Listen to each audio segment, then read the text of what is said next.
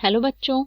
So let's see the question, and the question says total number of geometrical isomers of CO, Br, Cl, I, Cn, H2O, NH3 1 negative complex ion in which all halides are in cis position.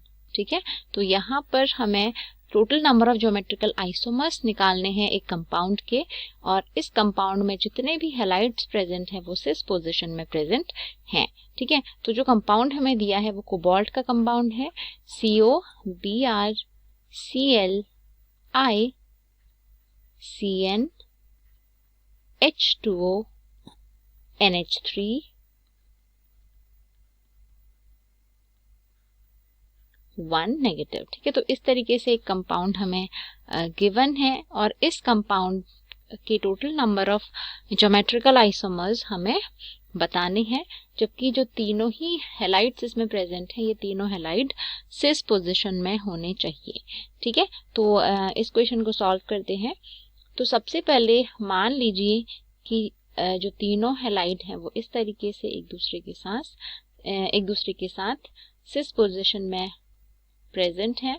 तो ये Br, Cl और I ये तीनों सिस position में present हैं. अब इसके अलावा जो तीनों ही लिगेंड्स हैं, लेट्स से ये तीनों लिगेंड्स कुछ इस तरीके से एक दूसरे के साथ अटैच्ड हैं. यहाँ पर जो लिगेंड अटैच्ड है मान लीजिए कि है NH3, ये लिगेंड है H2O और ये लिगेंड है साइनो ग्रुप यानी कि Cn. ठीक है, तो ये हमारा इसका पहला आइसोमर हो गया. इसके अलावा ऐसा हो सकता है कि फिर से हमारे तीनों जो हैलाइड्स हैं उनको हमें सिस ही रखना है, लेकिन जो बाकी के तीन लिगेंड्स हैं वो अपनी पोजीशन वापस चेंज कर लें.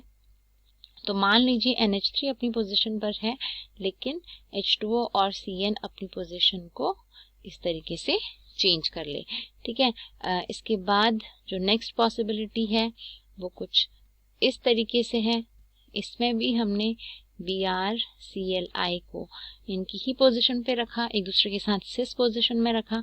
ठीक है, अब मान लीजिए यहाँ पर वाटर और NH3 ने एक दूसरे की पोजीशन चेंज कर ली. इस तरीके से यहाँ पर एक कॉम्प्लेक्स बन सकता है. ठीक है, इसके अलावा और जो आइसोमर्स यहाँ पर बन सकते हैं वो सारे ही पॉसिबल आइसोमर्स हम बनाएंगे.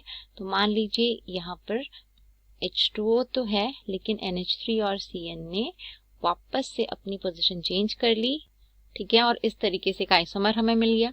इसके अलावा दो और पॉसिबिलिटीज यहाँ पर हैं. ठीक है, हो सकता है कि इस तरीके से कोई कॉम्प्लेक्स बन जाए. तो यहाँ पर भी हमने Br, Cl, I की पोजीशन सेम रखी है, लेकिन मान लीजिए यहाँ पर Cn ने H2O की पोजीशन ले ली और H2O इस तरीके से Cn की जगह पर आ गया. ठीक है, इसके अलावा जो लास्ट पॉसिबिलिटी है वो है इस तरीके से, मान लीजिए Cn अपनी जगह है लेकिन NH3 और H2O ने एक दूसरे की जगह को एक्सचेंज कर लिया. ठीक है, तो इस तरीके से 6 पॉसिबल आइसोमर्स इस पर्टिकुलर कॉम्प्लेक्स के बन सकते हैं, और वो भी तब जब सारे हैलाइड्स एक दूसरे के साथ सिस पोजीशन में हो. ठीक है, तो जो हमारा आंसर आ जाएगा इस क्वेश्चन का वो हो जाएगा, टोटल नंबर ऑफ आइसोमर्स हो जाएंगे geometrical isomers 6. Okay, so I hope you understood it well. All the best.